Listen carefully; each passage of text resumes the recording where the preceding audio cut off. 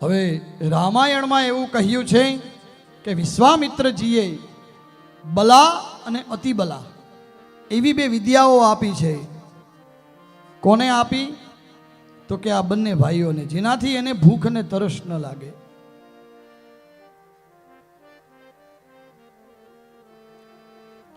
અને ત્યાંથી જનકપુરી પાસે વિશ્વામિત્રનો આશ્રમ છે, ત્યાં આવ્યા છે. યજ્ઞ પૂર્ણ થયો અને સરસ મજાના સીતાજીના સ્વયંવરના કુમકુમ પત્રિકા આવી છે. મેં તમને કીધું 2 અધ્યાયમાં રામાયણ છે. હમણાં આપણે કૃષ્ણ તરફ જવાનું છે તરત જ. અહલ્યાનો ઉદ્ધાર કર્યો.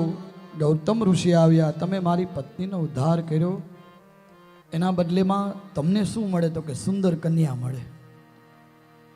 સરસ મજાની એ કથા કરી. જનકપુરીમાં આવ્યા અને જનકપુરીમાં નગરની બહાર સરસ મજાનો રામ અને લક્ષ્મણનો ઉતારો છે. અને આવી રીતે ઉતારો ભગવાન શ્રી કૃષ્ણનો રૂક્ષ્મણીના પિતાએ પણ આપ્યો છે. પ્રોટોકોલ ખબર ને, પ્રોટોકોલ પ્રમાણે આપવો પડે, એને આપ્યો છે. નગરની બહાર ઉતારો આપ્યો છે. સવારે વિશ્વામિત્ર રામને તુલસી પત્ર તોડવા માટે બગીચામાં મોકલે છે કે ફૂલ અને તુલસી લેવા માટે જાઓ. બંને ભાઈઓ જાવે અને એ જ સમયે ત્યાં બગીચામાં સીતાજી પહેલી વખત રામજીને મળે છે.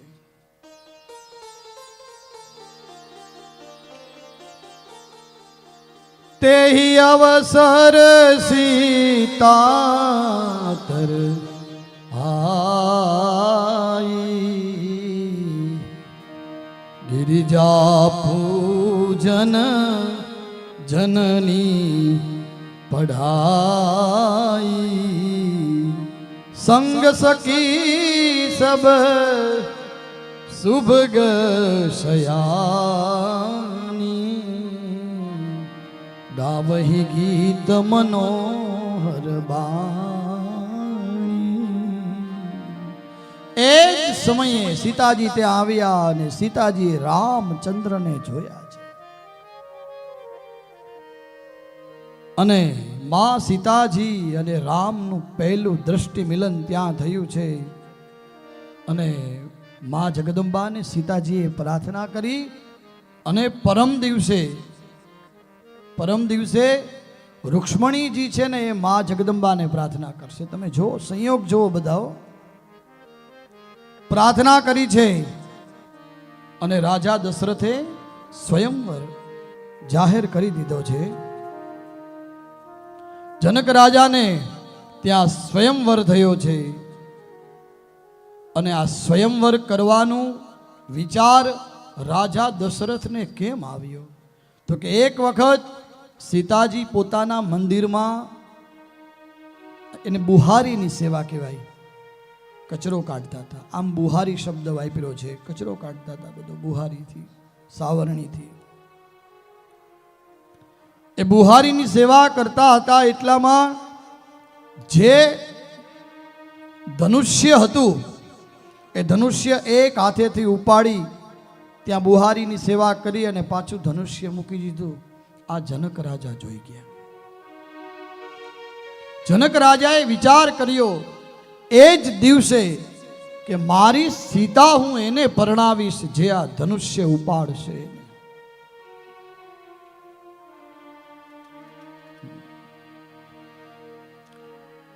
એટલે તો આપણે કહીએ ને, ગમે ત્યાં દીકરી ન દેવાય. હો,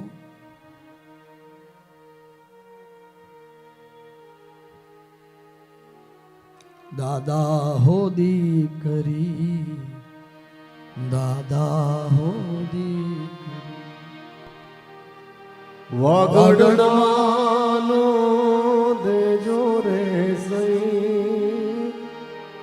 વાગડને વઢિયાર સાસુ દોયલી રે દાદા હું દીકરી. દાદા હો દેખ વાલા કુટુંબીજનો, દીકરીને જો દુઃખ પડે ને તો દીકરી બોલતી નથી, પણ અંદરથી નીકળેલો અવાજ પછી આપણે જીવવા દેતો નથી. હે વાગડની વડિયારણ સાસુ દોયલી હે, દાદા હો દીકરી, દાદા હો દીકરી, વાગડમાંના દેશો રે સહી, વાગડની વઢિયારણ સાસુ એ દોયલી રે, દાદા હો દીકરી, દાદા હો દીકરી. એ દ્રશ્ય રાજા જનક જોઈ ગયા કે મારી દીકરી સીતાને હું એને પરણાવીશ કે જ્યાં એ વર છે ને વર એ ધનુષ્યને ઉપાડી શકે.